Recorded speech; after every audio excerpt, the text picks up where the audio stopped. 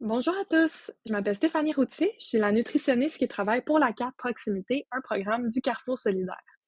Aujourd'hui, j'anime ma troisième et dernière capsule nutrition. Celle-ci a comme thème Bien vieillir en santé, manger avec plaisir et vitalité. Donc, la présentation va se dérouler en trois parties. Au début, on va aller voir les modèles alimentaires qui existent pour un bon vieillissement en santé. On va ensuite aller voir les nutriments à privilégier pour cette période de la vie. Et finalement, les drapeaux rouges ou autrement dit, les pièges qu'on veut éviter au niveau de l'alimentation. Donc, on commence avec les modèles alimentaires pour vieillir en santé.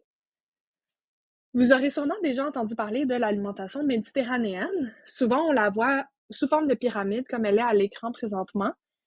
Comment qu'on interprète ça? C'est que les aliments qui se retrouvent à la base de la pyramide, c'est ce qu'on veut manger le plus possible. Et ensuite, ce qui se retrouve à la pointe, ce sont les aliments qu'on veut manger de façon plus occasionnelle. Donc, comme on peut voir, l'accent dans l'alimentation méditerranéenne est vraiment mis sur les végétaux. Donc, la base est les produits céréaliers agri entiers. On a les fruits, les légumes qu'on veut manger en abondance et surtout de façon variée. Et même au niveau des protéines, les protéines qu'on veut manger en plus grande quantité, ce sont les légumineuses, les noix, les graines, toute la famille du soya. Donc, voilà, on est vraiment axé sur les plantes pour ce qui est de l'alimentation méditerranéenne. Ce type d'alimentation-là a vraiment été étudié en long et en large là, dans la littérature scientifique. Pour nommer seulement quelques-uns là, des bénéfices sur la santé qui ont été étudiés, ben, on a la réduction du risque d'obésité, de diabète de type 2, d'hypertension, une meilleure gestion du cholestérol et une réduction du risque de maladies cardiovasculaires. Tous ces impacts sont liés à une baisse de la mortalité et juste de vivre plus vieux en bonne santé.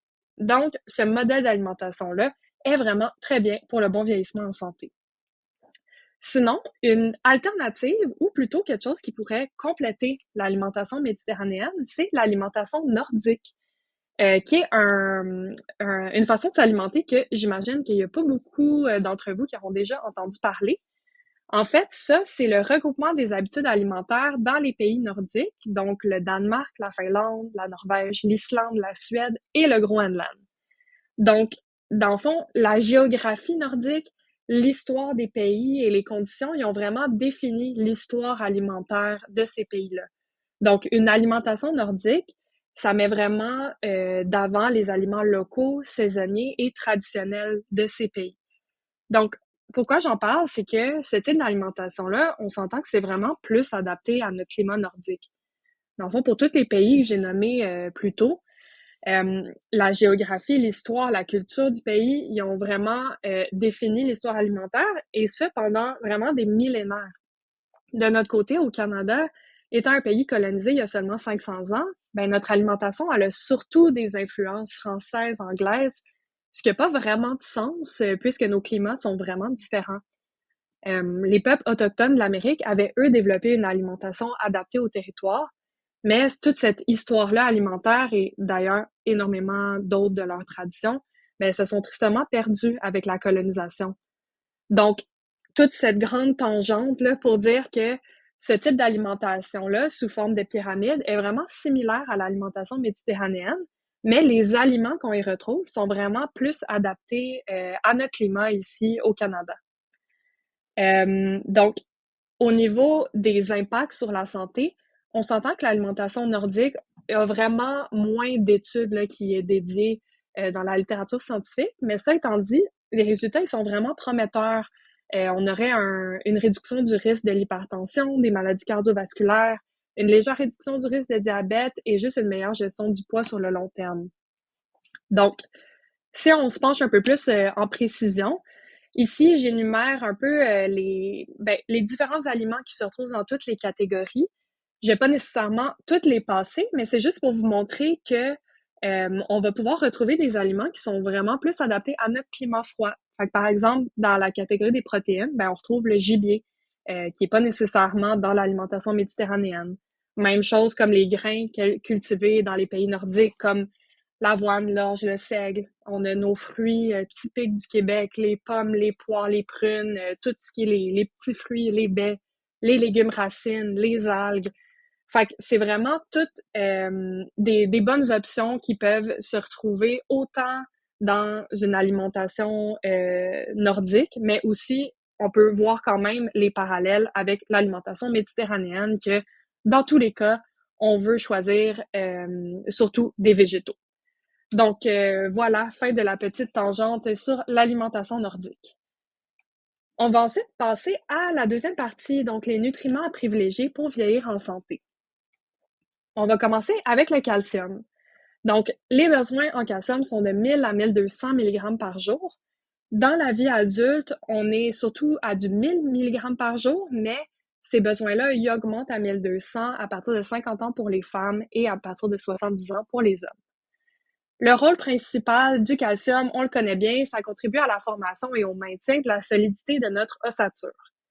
Pour ce qui est des sources, on est surtout dans les produits laitiers ou sinon les alternatives végétales enrichies.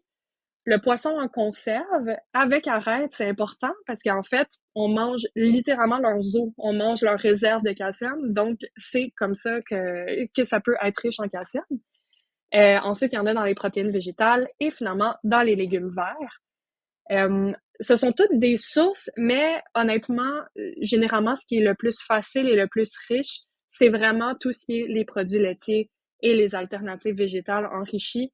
Généralement, dans à peu près une portion là, de produits laitiers, on trouve à peu près 200-300 mg de calcium. Donc, en général, c'est surtout avec ça, là, via l'alimentation, qu'on est capable de combler nos besoins, surtout si on n'a pas de suppléments alimentaires. Ce qu'il faut savoir aussi, c'est que les os, c'est littéralement un réservoir de calcium. Fait en gros, si au quotidien, on mange pas assez de calcium, ben notre corps, il va tout simplement aller le puiser dans nos os. Fait que ça se traduit par des os fragiles, puis un risque accru de fracture. Mais surtout, l'ostéoporose. Donc, c'est ça, un bon apport en calcium, c'est vraiment essentiel là, pour prévenir l'ostéoporose. Euh, En général, avec l'âge, juste la régénération des os devient moins efficace, la densité minérale des os diminue. Et pourquoi? C'est les femmes qui sont plus touchées. Tu sais, tantôt, j'ai expliqué que c'est à partir de 50 ans pour les femmes que les besoins sont augmentés versus 70 ans pour les hommes. Ben ça, en fait, c'est parce que normalement, c'est l'estrogène qui maintient la densité osseuse chez les femmes. Donc, avec la ménopause, l'estrogène chute, ce qui peut entraîner une augmentation du risque d'ostéoporose. J'aimerais aussi parler de la vitamine D. L'importance de la vitamine D dans tout ça, c'est que la vitamine D permet d'absorber de façon plus efficace et de fixer le calcium dans les os. Vous avez sûrement déjà entendu parler de la vitamine D étant la vitamine du soleil. Donc, c'est ça, normalement, c'est une vitamine qu'on est capable de synthétiser par la peau avec une exposition au soleil de 10 à 15 minutes par jour. Mais nous, au Québec, entre octobre et mars, on s'entend, notre ensoleillement est pas très au rendez-vous. Donc, en général, Santé Canada recommande aux adultes de plus de 50 ans de prendre un supplément de 400 unités internationales de vitamine D par jour, alors qu'Ostéoporose Canada conseille une dose de 800 à 2000 unités internationales par jour. Mais c'est ça, dans tous les cas, à partir de 50 ans, il est quand même de mise de prendre un supplément de vitamine D pour contrer les risques d'ostéoporose. Un autre nutriment que je veux qu'on voit ensemble, ce sont les protéines.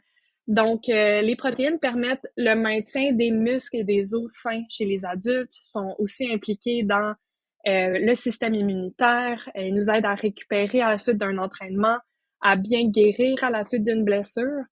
Donc, au niveau des sources, je vais commencer en bas ici, nos sources animales. On les connaît bien, donc on est dans les produits laitiers, les œufs, poissons, fruits de mer, volailles, viande. Donc ça, c'est des classiques, on les connaît. Mais sinon, dans nos sources végétales, j'ai mis quelques exemples de sources végétales qui sont particulièrement riches en protéines. Donc on a la PVT, protéines végétales texturées. On a les graines de citrouille. Dans mes légumineuses, les trois qui sont les plus riches en protéines, ce sont les fèves de soya, les gourganes, les lupins. Sinon aussi, on a les graines de chanvre, que c'est très riche en protéines. Fait que ça, seulement pour nommer quelques sources de protéines. Sinon, ce que je veux parler, c'est la sarcopénie. Fait qu'un peu comme le calcium aide à prévenir l'ostéoporose, ben pour les protéines, ça aide à prévenir la sarcopénie. C'est quoi la sarcopénie? C'est une perte progressive de masse musculaire, de force et de performance physique. Donc, ça, c'est quelque chose qui peut arriver à partir de 50 ans. On se met à perdre naturellement notre masse musculaire. Donc, d'avoir vraiment un bon apport en protéines, ça va nous aider à maintenir ce qu'on a puis essayer d'en gagner quand même un peu plus. Donc, pour ce qui est des recommandations nutritionnelles, on recommande généralement 1,2 g par kilogramme de poids corporel en protéines.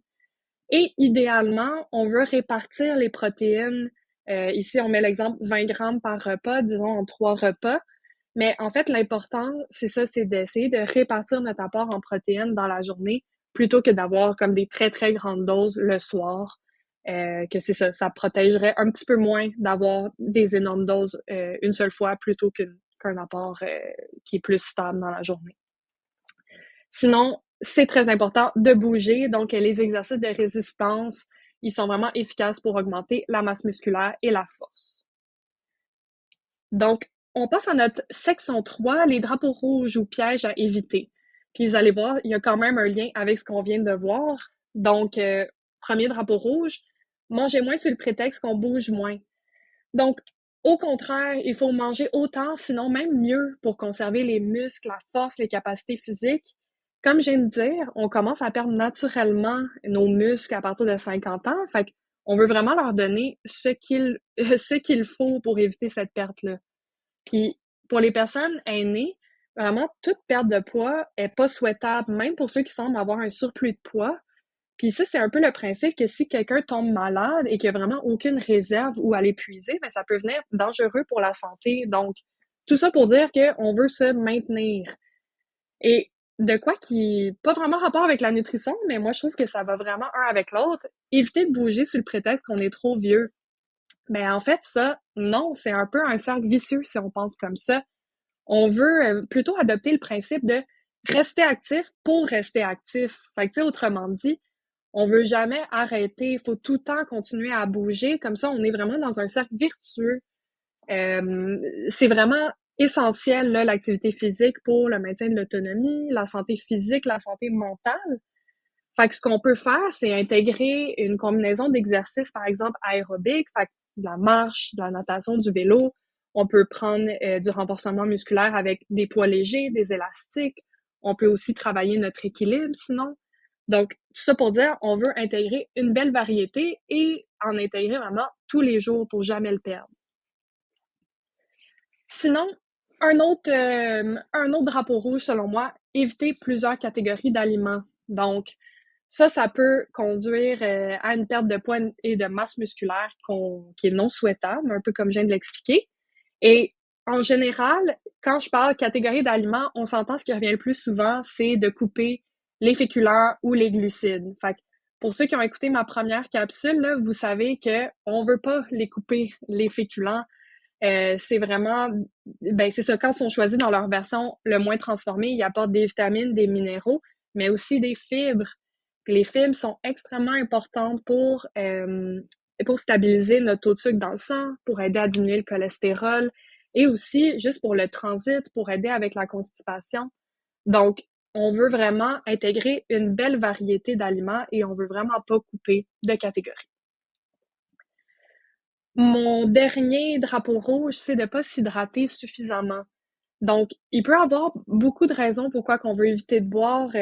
Parfois, ça peut être, par exemple, pour éviter des fuites urinaires ou souvent, c'est juste qu'en vieillissant, le sentiment de soif est juste moins au rendez-vous. Fait que ça, éviter de boire, ben, ça peut augmenter le risque d'infection urinaire et de déshydratation qui, eux, à leur tour, peuvent découler avec des problèmes de santé plus graves.